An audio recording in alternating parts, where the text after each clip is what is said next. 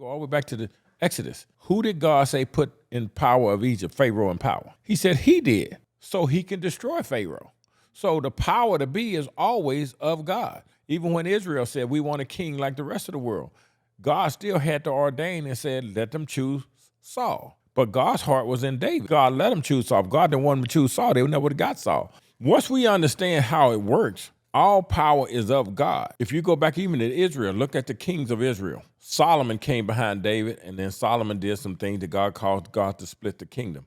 But then you start looking at these other kingdoms that came behind it, they got wicked and wicked and wicked. God didn't just come in and say, well, that king is wicked, don't listen to him. They had to still listen to the king. And so when you start to see this, it's like when Samuel went to the people and they said, hey, your sons don't operate the way you do. We want a man to rule over us like the rest of the world. What did God say? He said, Samuel, give them what they want. It's not you.